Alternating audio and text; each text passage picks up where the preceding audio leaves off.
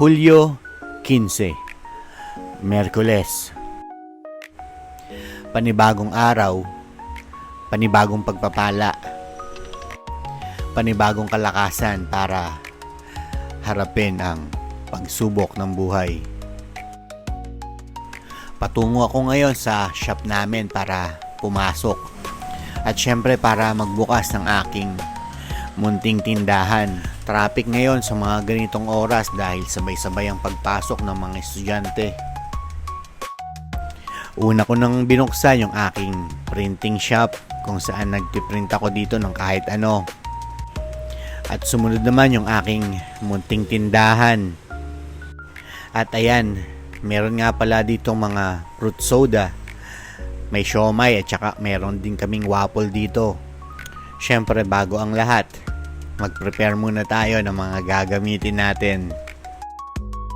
At ang una nating customer na umorder, para sa mainit na umaga pero gusto mong magkape, eto sa'yo, Ice Americano. At ng ilang minuto pa, luto na yung napakasarap nating siomai at ayan, mainit-init pa. At dito nga pala ako nakapwesto sa pagpasok mo ng Primsu. Sa gilid lang bago ka darating ng Iba Kidiland Montessori School. Kaya punta na kayo dito, hintayin ko kayo.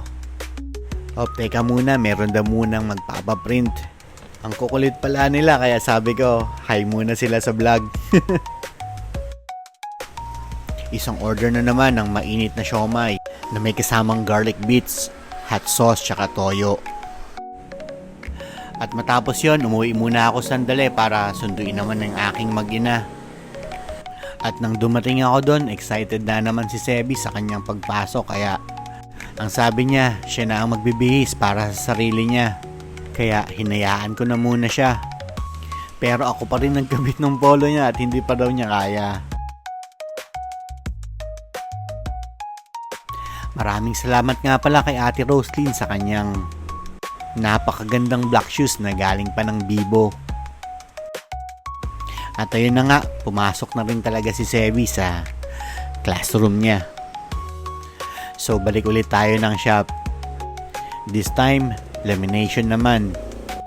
Merienda time na sa mga oras na ito kaya naman merong nag-order sa amin ng pagkasasarap na waffle. At kalaunan, merong biglang nainitan at nauhaw kaya umorder naman siya ng blueberry fruit soda. Ngayon naman, merong couple na nagpunta at gusto naman nilang subukan itong triple layer na waffle. At itong triple layer na yan, iba-iba ang flavor niyan. Meron niyang caramel, chocolate at saka strawberry. At saka meron niyang toppings na marshmallow.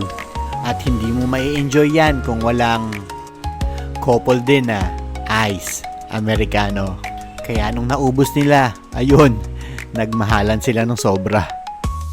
At nung bandang hapon na, pumunta naman ako ng church para mag-commit sa aking ministeryo.